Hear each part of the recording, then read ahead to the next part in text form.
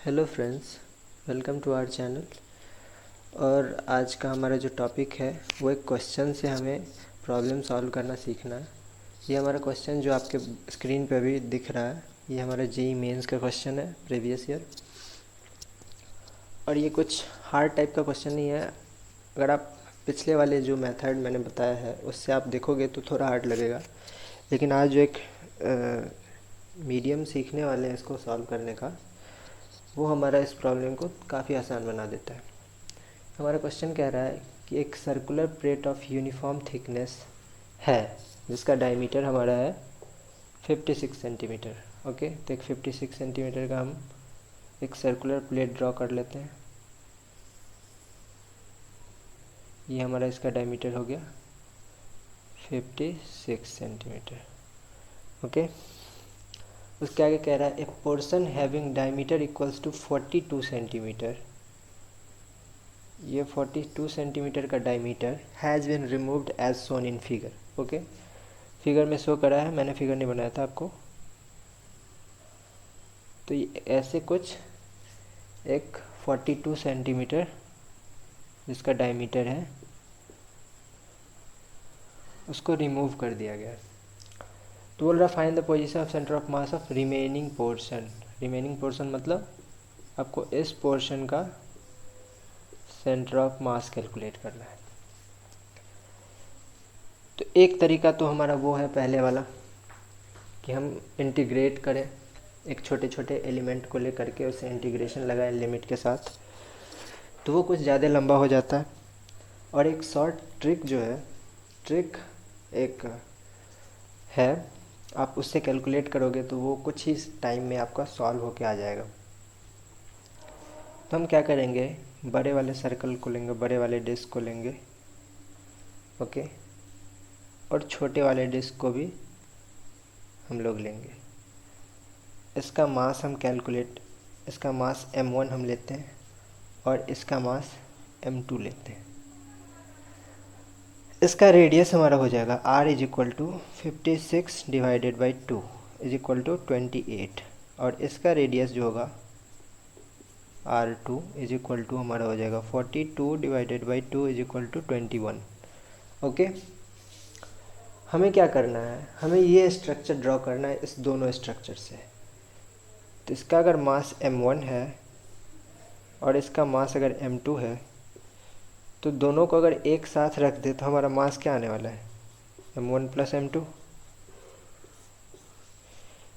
और मास हमारा फिक्स है, इससे ज़्यादा ही हो जाएगा।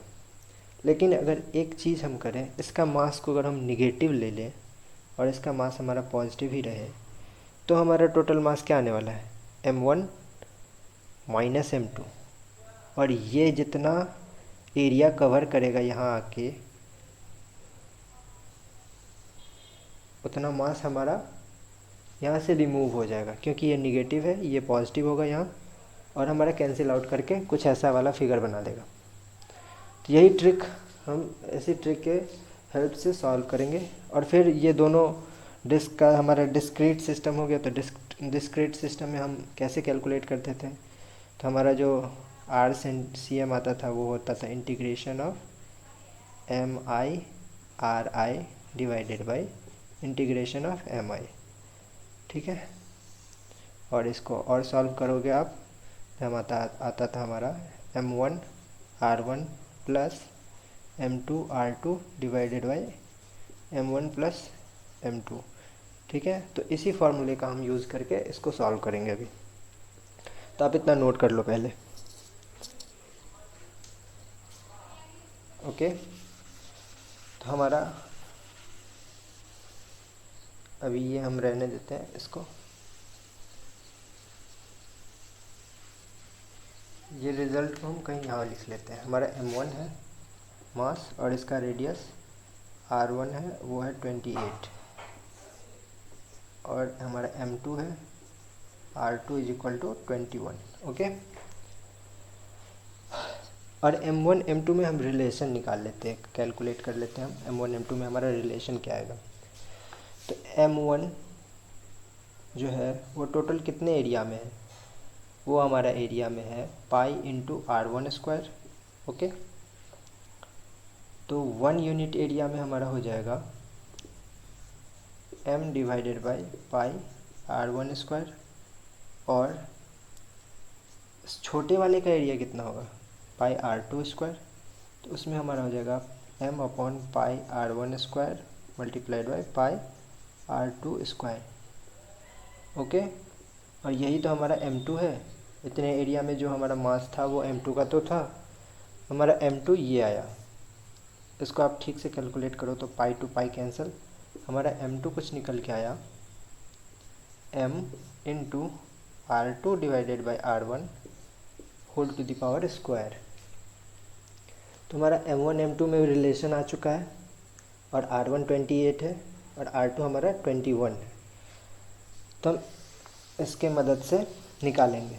और सिंस हमारा m2 जो है वो निगेटिव है, तो इसके लिए हम यहाँ पे माइनस साइन के साथ इंडिकेट करेंगे। ओके, तो हम अब थोड़ा देखते हैं।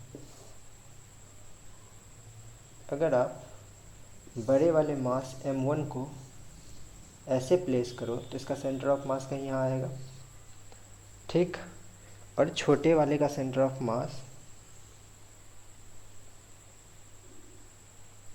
यहाँ कहीं आएगा। और इस डिस्टेंस को हम एक नाम दे देते हैं n। ओके, और ये डिस्टेंस हमारा n हो गया।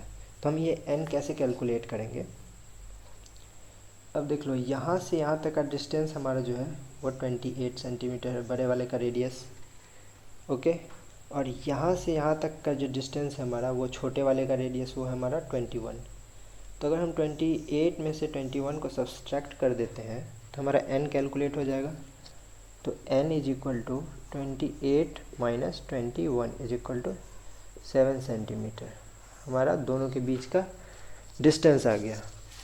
और ये डिस्टेंस जो है हमारा, ये डिस्टेंस कुछ ये डिस्टेंस है और यही तो स्मॉल वाले का सेंटर ऑफ मास है। तो बड़े वाले का centre of mass x1 cm हमारा आया 0 और x2 cm हमारा आया 7। ये हम रिज़ल्ट यूज करेंगे इस प्रॉब्लम को सॉल्व करने के लिए। ये हमारा रिज़ल्ट है कुछ। ओके, तो हमारा सेंटर ऑफ मास जो डिस्क्रीट बॉडी का होता था वो हमारा x is equal to x1 m1 plus x2 m2 divided by m1 plus m2।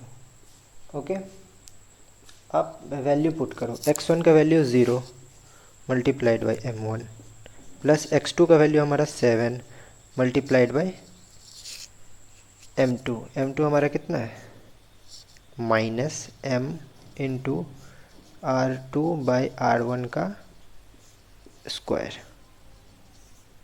Divided by m1 plus m2 हमारा वैल्यू है minus m into r2 divided by r1 का square. Okay, अगर आप इसे कैलकुलेट करते हो, सबसे पहले आप एक रेशियो कैलकुलेट करके रख लो, r2 डिवाइडेड बाई r1 का स्क्वायर। तो ये r2 का वैल्यू हमारा है 21 डिवाइडेड बाई r1 का वैल्यू 28 स्क्वायर। तो ये हमारा कैलकुलेट होके आ जाएगा 3/4 स्क्वायर इज इक्वल टू 9/16। ये वैल्यू हम यहाँ पे यूज करने वाले हैं। सॉरी, ये हमारा m1 था, हमने छोड़ा है, तो ये हमारा m1। ओके, आप ये वैल्यू यहाँ पे पुट करो।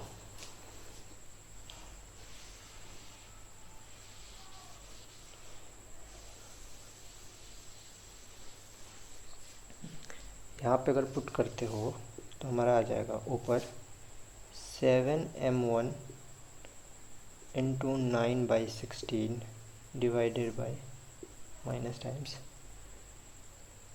इसको सब्सट्रैक्ट करोगे तो हमारा आएगा m1 माइनस 9m1/16।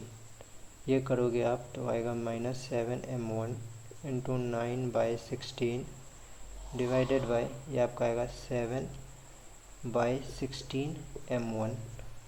ओके, आप 7 to 7 कैंसिल करो, 16 to 16 कैंसिल करो, m1 to m1 कैंसिल करो, तो ये आपको कैलकुलेट करके देगा -9। -9 कैलकुलेट करके दे रहा है आपको सेंटीमीटर में। ओके, ये माइनस साइन आपको डिनोट कर रहा है कि आपने सेंटर ऑफ मास जो निकाला है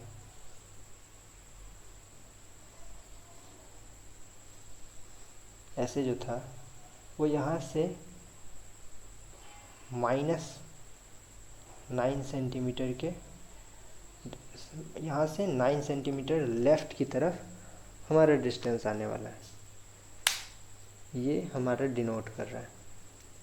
ठीक है, ये हमारा सेंटर ऑफ मास हो जाएगा होल बॉडी का। तो आप ऐसे कैलकुलेट कर सकते हो।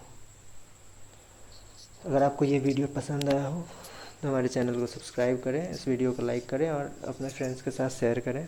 Thank you so much for watching.